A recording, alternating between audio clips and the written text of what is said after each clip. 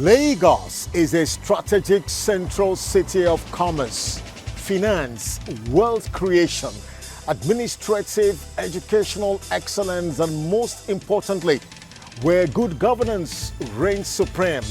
It's a city of possibilities and opportunities. Let's project the greatness of this city once again on the City of Lagos TV show. Join us.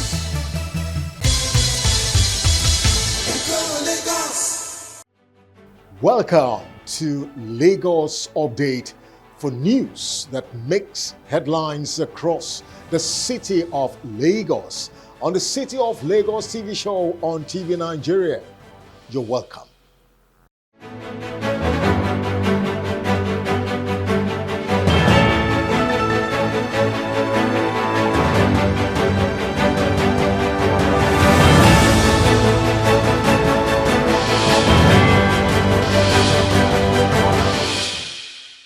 And first on Lagos Update, the Lagos State Domestic and Sexual Violence Agency recently flagged off its September 2025 awareness campaign with the theme Sexual and Gender-Based Violence, a Concern for All, at a press briefing in Lagos to acquaint journalists about its efforts and initiatives for a successful campaign drive. Representing the Attorney General and Honorable Commissioner for Justice, Mr. Lawal Pedro San, the Solicitor General and Permanent Secretary of the Ministry spoke on the rationale behind the theme and a catalogue of cases managed and supported by the agency. This briefing marks the beginning of Lagos State Domestic and Sexual Violence Awareness Month, held every September, and provides an opportunity to update the public on the remarkable progress made by the state.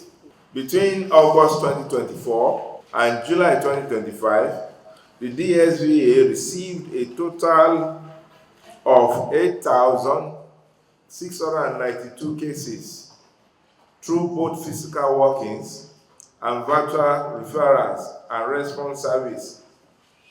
On average, the agency attends to over 400 cases or 400 claims monthly. These are the breakdown. 3,685 cases of domestic violence were reported, making the most prevalent category. 243 cases of defilement and 244 cases of child abuse, physical assault were handled. 99 cases of rape, 48 cases of sexual harassment, and 25 cases of sexual assault by penetration were recorded. Other cases include 45 cyber harassment incidents, 32 threats to life, and 726 family-related disputes, custody, neglect, abduction, and child labor. A significant 3,090 children were identified as having suffered emotional abuse due to exposure to domestic violence at home. DSVA provided counseling support to ensure that they are not permanently scarred by these experiences. The youngest survivor was 18 months old, while the oldest survivor of domestic violence was a 79-year-old woman, demonstrating that SGBV affects every age group. On a part, the Executive Secretary of the agency, Mrs. Titilayo Vivo Adeniyi, who noted the critical importance of the theme, called on the media to amplify the message of the campaign. She equally appreciated the support of other non-governmental organizations, government sister agencies, in ensuring that the agency realizes its set objectives. Of a truth, sexual and gender-based violence is not a respecter of age, class, or creed. Indeed, anybody can be a victim or a survivor. And so as we embark on the different activities in the month of September, we want to encourage you to please help us amplify our zero tolerance message. Let every Lagosian know that there is help for them, and also let them know that there are consequences for any negative action. Thank you so much. And also let me just appreciate our partner MDAs here present, Ministry of Women Affairs and Poverty Alleviation, Ministry of Youth and Social Development, Ministry of Health, Ministry of Education, our amazing non-governmental organizations also here present. This work requires a multidisciplinary approach. No one agency can do all this by themselves. And so we're very grateful. And of course, our parent ministry, Ministry of Justice, for leading us aright. Ahead of its first ever water conference in Lagos with the theme Pressure on the Lagoon, the Lagos State Ministry of Waterfront Infrastructure Development held a press briefing recently in Lagos to acquaint the media about the fundamental issues of concern for discourse at the conference. The Honorable Commissioner of the Ministry, Honorable Ekundayo Alebiosu, in his speech, highlighted the significant areas of concern to be looked at. Key among them is challenge and dangerous impact of reclamation works, indiscriminate dredging activities, and its negative impact to tourism in Lagos State. The theme, as we all know, is called Pressure on the Lagoon. Why the theme? As we know, we have 187 kilometers of coastline in Lagos. In Yoruba, they say, Bo se n se or Nikan lo n se owa ogbokun. What's happening to the lagoon is different from what's happening on the Atlantic coastline. However, when you take a look at it, our existence as a people depends on the lagoon. We're dealing with all sorts of things, but what do you do when it's an act of God? You can only pray. But when it's an act of man, then it means you don't pray to man, you talk to man. It means we'll need to speak with each other. How does it concern us? It concerns everybody. When you look at it from the tourism point of view, what's happening with our waterfront? When you consider or you look at issues of illegal reclamation and all sorts that's going on, it happens in the communities. It does not happen in Abuja and then they import it to Lagos. The problems is here. The fresh water we depend on, the boreholes we drink, the boreholes we sink for fresh water comes from the same lagoon. Waste is discharged into the lagoon. Thinning out of our lagoon. There are threats of salt water mixing with fresh water. What do we think would happen when, God forbid, should this natural disaster strike? What do we do? We're also dealing with the issues of rising cost of seafood. When we talk seafood, we don't have to think of the very exotic or the expensive or the exquisite ones. Let's even talk about the ones that are right here in front of us. They're becoming out of reach. Regular fish is becoming ridiculously expensive. I'm an architect and I know what the cost of construction is, what it used to be in the last 1 year, what it has become. So let's imagine closing our eyes. Even this reclamation works going on at the moment, you find out that now they used to dredge sand from 400 meters, 100 meters. Now they're going as far as 10 kilometers to pump legal, approved or unapproved reclamation works. What that does is it tells me something. It tells me that we're dealing with issues.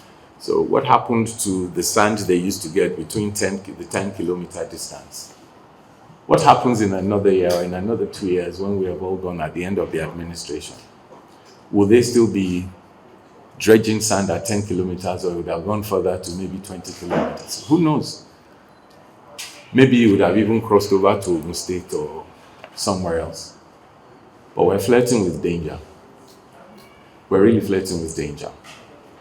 There's no community where these things happen without the community members, the community leaders, the community heads being aware.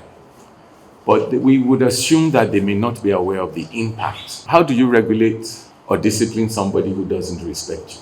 It's an impossibility. So the first thing you do is you earn their respect. Sitting down with them, talking to them, highlighting and showing it to them that this is what we're dealing with. What kind of waterfront would we like to see? We go to Dubai, we go to all these places, but let's leave those places And let's take an imaginary walk along our coastline towards Benin Republic, Togo, and look at the beautiful things happening there on their waterfront. This is something that will also enhance tourism seriously. Well, that drops up the curtain on Lagos Update. Next is from the Governor's Office platform on the City of Lagos TV show. We'll be right back.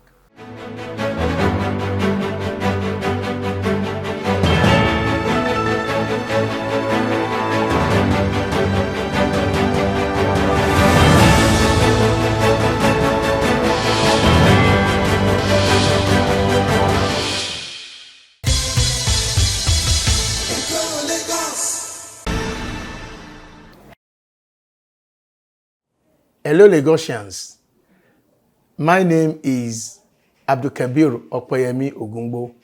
I'm the Special Advisor to the Governor on Taxation and Revenue. Please continue to support the government of Mr. Babajide Olusola Sanwo-Olu by paying your taxes and all your revenue so that we can deliver that desired Lagos that we all crave for. Ìgbéga ìpínlẹ̀ Èkó àjùmọ̀ṣe gbogbo wa ni o. Thank you.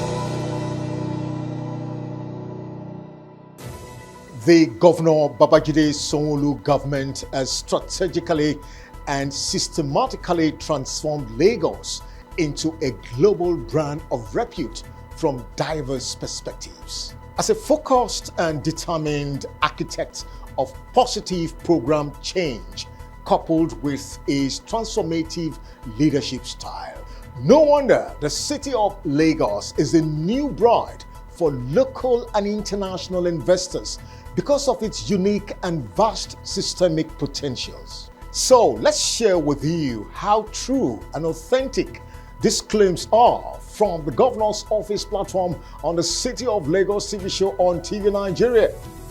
Thanks for joining us.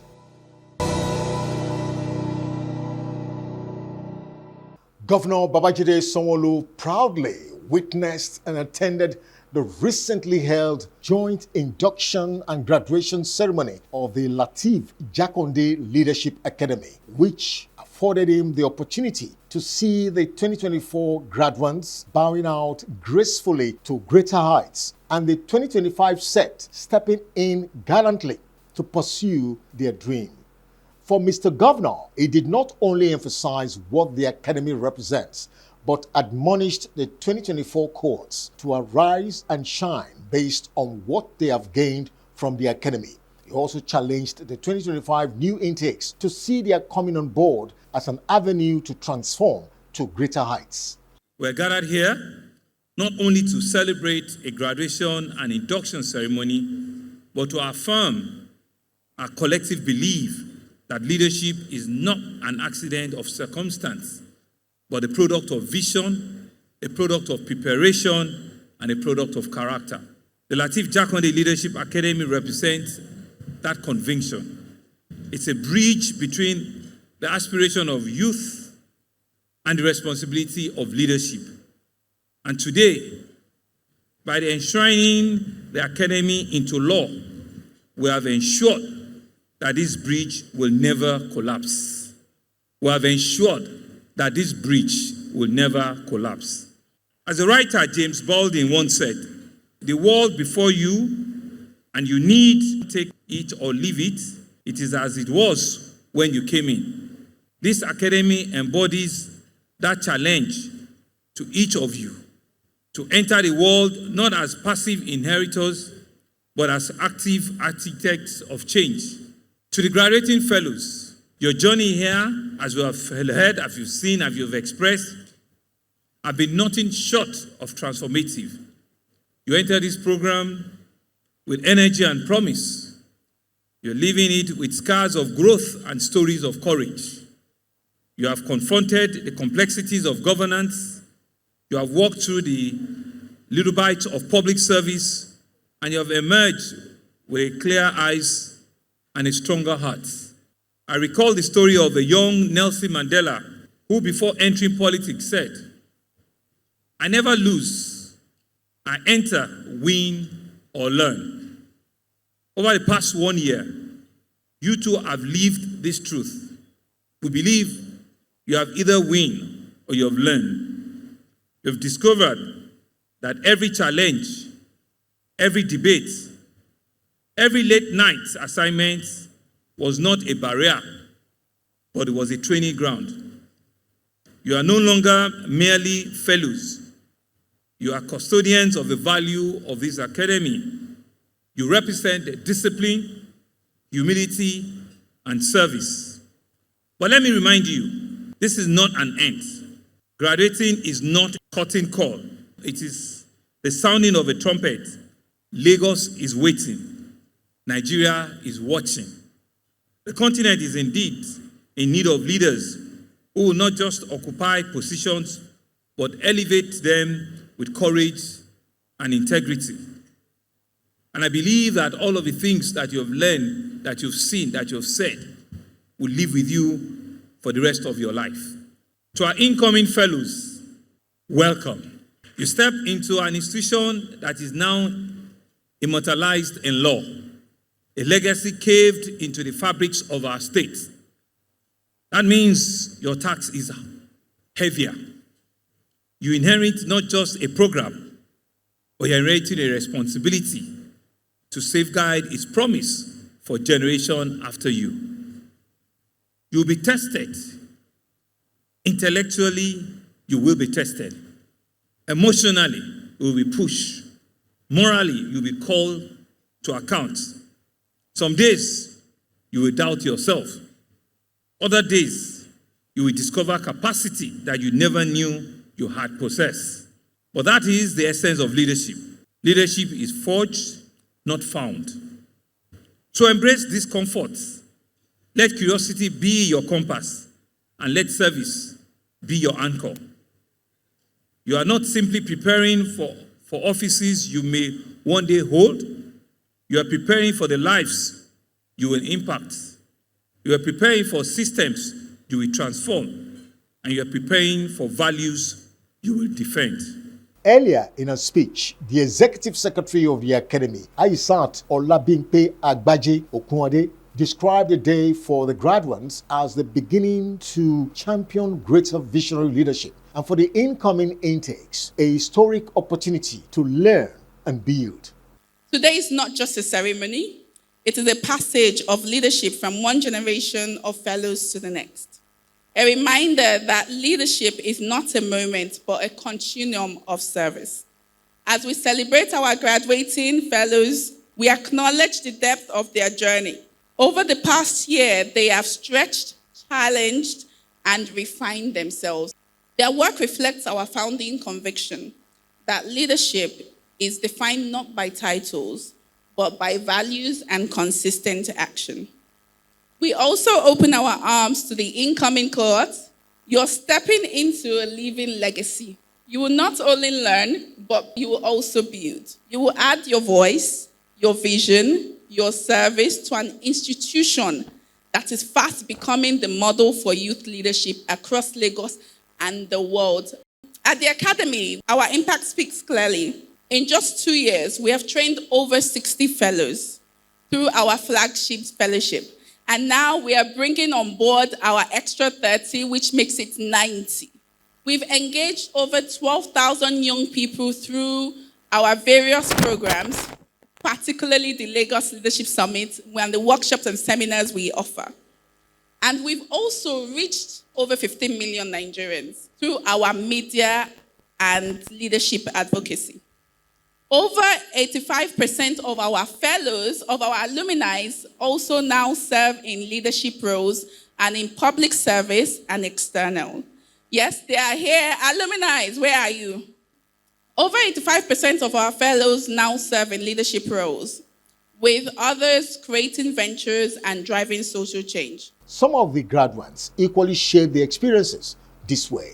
I am a graduating fellow of the Latif Jakonde Leadership Academy, and being a fellow of this academy has been one of the most important journeys of my life. On Tuesday, I read the letter I wrote to myself at the beginning of the academy, and there were some things I asked myself. I wanted to be able to serve better. I wanted to become a better leader. And looking back today, I can say that I have grown. So this journal has been with me from the beginning of the academy. It has my notes, my questions, my reflections. Some pages show excitement. Some pages show my struggles. But together, they tell the story of how the academy has changed me. When we learned about the Lagos economy and Nigeria's bigger picture at the Lagos Business School, I went from, what exactly is the government doing? So, oh, these are the things that have been done. Oh, this is what needs to be done. And finally, these are the processes that it takes. What did I say to myself? I'm changing. When I think about the journey at the Latif Jakonde Leadership Academy, one word comes to mind. No. It's not transformative. It's next level. From day one, it was clear that this wasn't just a program. It was an immersion. We were stretched intellectually, emotionally, and in ways that demanded resilience. I had the privilege of serving at the Office of Works, led by my teacher and guardian, Dr. Adekunle Olayinka, where I designed a project monitoring platform to track and collect data on public projects in real time. That experience taught me that leadership is not just about ideas, but it's about execution that outlives you. The Lagos State Governor, Mr. Babajide Sanwo-Olu, recently attended the GITEX Nigeria 2025 exhibition and conference in Lagos with the theme, Future Economy.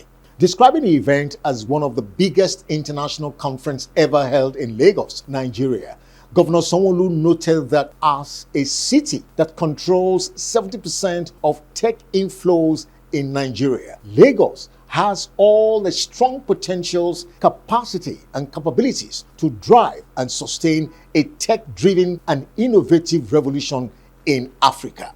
Mr. Governor buttressed his point by citing innovative tech solutions in diverse areas of the Lagos economy, especially in transportation. I attended the first GITEX about 4 years ago in Dubai, and all of a sudden they brought it to Marrakesh, and I'm like, how? I mean, yeah, I understand, but hey, if you're not in Lagos, Nigeria, why are you? But the rest is history now. But it just goes to show that the power and the mind of possibility. We did not see challenges. We did not see all the reasons why it shouldn't. We saw sheer resilience and opportunity. And I want to thank Tracy very, very much for taking the risk with us, for ensuring that even with all of the I's not properly dotted, all of the T's not crossed, you've taken this, one of the biggest international conferences here on our soil. And like you have also observed and seen, it's just the beginning. The sheer resilience of the tens and thousands of young people that want to take over the world. You will see that being expressed here today and tomorrow. Lagos is a city of stories. 22 million strong people, where every tribe in Nigeria is represented. A young person once said to me that it's only in Lagos that you can dream as an Hausa boy, you can code in whatever language, you can pitch in Yoruba, and you can still understand English fluently. All of that is what makes the Lagos story a different story. This is the essence of Lagos, a place where diversity is not just demographic, but an engine of creativity and resilience. This diversity fuels a startup ecosystem that is now ranked among the most vibrant in the world. Between 2019 and 2024, we've seen over 6 billion in direct foreign tech startup funding into the state and the city. We have seen hyperscale data centers coming. We have seen drop of submarine cables. We have seen the grid of fiber connectivity, gridlocks, being built in every part of the city. Lagos, we say, accounts for well over 70%, of all of the tech inflows, of our country. We're not just an economic powerhouse, we're Africa's innovation nerve center. You know that more than 70% of all the unicorns coming out of Africa has birthed, their root from Lagos. A honorable minister, like I said, was one of our champions and lead lights 15, 20 years ago. And we've seen all of them, being driven very well now. At the heart of our vision lies an unshakable belief that governance in the 21st century must be digital. Governance must be inclusive, and it must be data-driven. Through the Lagos Digital Service Platform, we now see citizens access services with a single click, where healthcare, transportation, and our civic registration are one of the things we'll talk about. We've said so, and I mentioned the things that we've done also in public transportation, for example. In the transportation space, right, where, by the way, tomorrow will be 2 years where our Blue Line, which is our intercity model, had started carrying people. Tomorrow will be exactly 2 years. And let me use the guy text, in me and say to all my citizens, tomorrow you are going to enter the Blue Line half the price. Just because you were half the price, But it's important. In the 2 years, they've carried well over 5 million passengers.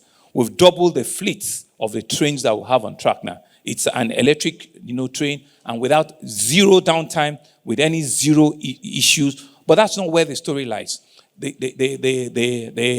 rail line has what we call the Cowrie card, which over 6.5 million Lagosians now carry the blue Cowrie card. But the beauty of it is that this card was designed by 27, 28-year-old Lagosians, which is run on all the internodal transportation system. You can use it on rail, you can use it on waterways, you can use it on a bus transport system, you can use it on taxis, and it's just a single card that has a single, settlement designed, built by 27, 28-year-old Lagosians right in the city, and it's working very, very well. So part of the things that we believe that Lagos can do is to ensure that all of these young people are given the opportunity, to thrive and to do well. Earlier at GITEX Nigeria 2025, the Director General of NITDA, Kashifu Inuwa Abdullahi, in his opening speech noted that Lagos has the potentials and capacity to drive a sustained future economy, highlighting the great benefits. Mr. Governor was wowed with what he saw there, and he said, why can't we do it in Nigeria and in Lagos? For me, GITEX Nigeria is not just another conference. It is a declaration that Nigeria, we are ready to lead in the future economy. That's why we theme this year's event as a future economy. For too long, the future economy has been like a science fiction to us. We talked about it from a distant and abstract concept, from the Kodak moment to Uber moment. We were always at the receiving end. But today, right here in Lagos, that reality or that future is a tangible reality, a reality built on bold ambition, powered by brilliant young minds, backed by strategic and collaborative vision. Nigeria and Lagos in particular, we are ready for that, and we welcome you all to Lagos. I want you to take a look around to have the feel of Lagos and also to experience the energy. The energy is palpable and the potential are boundless. Nigeria and Lagos in particular is crucible of innovation where raw talents meets the unshakable will to succeed. So today we are here to shape our future, to build the future economy. And this journey started about 13 years ago when the Nigerian government made a policy about cashless policy in Nigeria. And on January 2012, that policy was implemented in Lagos. That mandated our banks to digitalize their processes. And while doing that, gaps were identified, and our startups jumped in to start building fintech solution. That's why today, Lagos is not just the Nigerian commercial hub. Lagos is the capital of Africa's tech ecosystem. Lagos is a factory of unicorns. Lagos is the place where people use talent and come up with solutions without infrastructure. And finally, from the governor's office, the Lagos State Governor, Mr. Babajide Sanwo-Olu, ably represented by his wife, Ibijoke Sanwo-Olu, was at the Lagos State 2025 Micro Enterprise Support Initiative, organized by the Ministry of Women Affairs and Poverty Alleviation.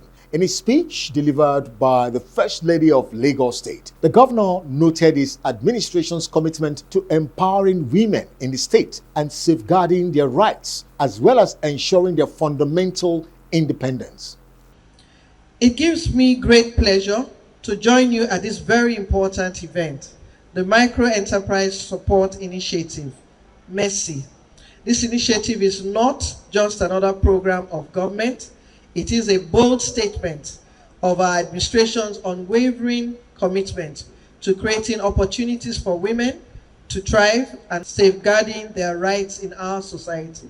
One of my greatest passions as governor is the empowerment of women. Time and time again, I have seen that when you empower a woman, you empower a family, you empower a community, and indeed the entire society.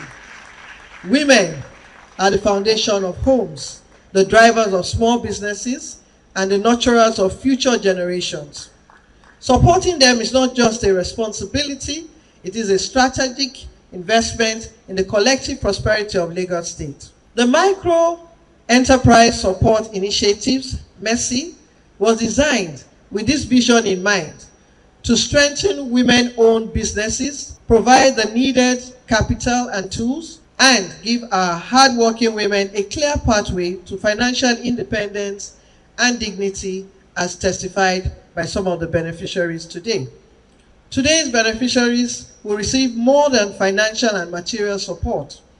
They will receive renewed hope and a greater opportunity to contribute meaningfully to the economic growth of the state. And that's a wrap from the governor's office platform on the City of Lagos TV show on TV Nigeria. The show continues in a moment. Thanks for watching.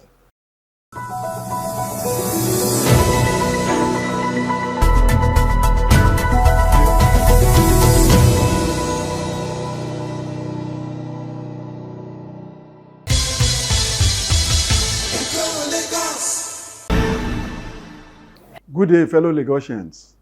My name is Olumide Abiodun Oluinka, your Commissioner for Physical Planning and Urban Development in Lagos State. We need to thank our dear Governor, Governor Babajide Olushola Sanwo-Olu, who has been of immense support to this ministry in terms of making life easy for Lagosians. It's very easy for you to get your building planning permit approval under 10 days. The issue of land ownership and the title document is also being worked upon by our dear governor. We are also working very aggressively, and of course with you, in the production of our various plans for the betterment of people of Lagos State. The purpose of this plan is to ensure that we have a well laid out cities of comfort for everybody. Areas where we can sleep in comfort with safety, areas where we can commute, areas where we can do our businesses for the development of ourselves. It's important for us to work in agreement with the ministry. It's not proper for us to have our houses developed without planning permit approval. Also, the building control arm of the ministry is there to ensure that they help you that correct and suitable buildings are built for you.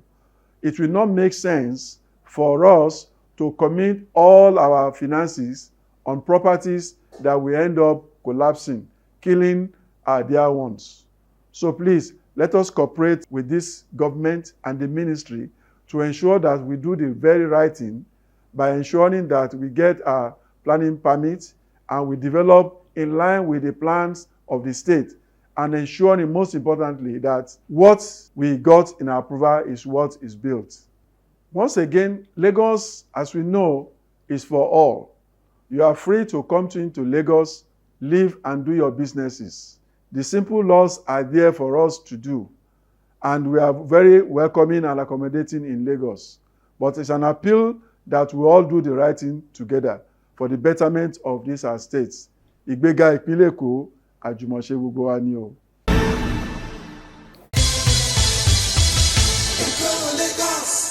The city of Lagos is a world-class destination. This is a city to be. Until we come your way again next week, think Lagos, talk Lagos.